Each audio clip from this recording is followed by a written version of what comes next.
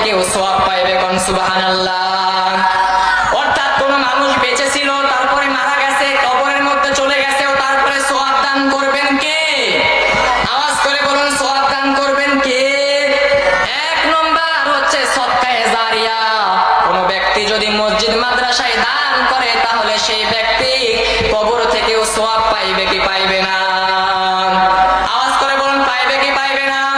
আল্লাহ রাসূল বিশ্ব নবীজি একজন সাহাবাদেরকে জামাত করে বললেন, সাহাবারা আজকে আমি তোমাদেরকে বলতে চাই, ওরে সাহাবা আজকে আমরা যুদ্ধের ময়দানে যাব। ও সাহাবা তোমরা ভালো করে শোনো, নজর করে শোনো, যুদ্ধের ময়দানে যাব, তরবারি নাই, খাবার নাই, টাকা কোথায় পাবো? হযরতে ওমর, হযরতে আবু বকর দুইজনা মিলা আল্লাহর কাছে খুশি হয়ে গেলেন, কি আজকে তো সুযোগ পেয়ে গেছি। হযরতে ওমর ডাক দিয়া কয়, আজকে ওমরকে হারায়া দিমু। ওমর ডাক দিয়া কয়, আজকে আবু বকরকে হারায়া দিমু। কারণ কি? তাদের দানের মধ্যে প্রতিযোগিতা দেখুন। হযরতে আবু বকর বাসার মধ্যে দৌড়, এইদিকে ওমর আরেক পাশ দিয়া বাসায় দৌড়। কেন দৌড় মারছে?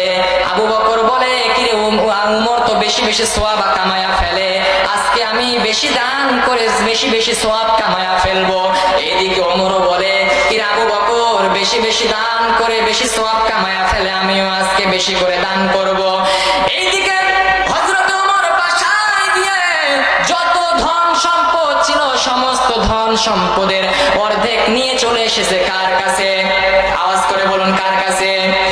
নবীজির কাছে সমস্ত ধন সম্পদের অর্ধেক ধন সম্পদ নিয়ে চলে এসেছে।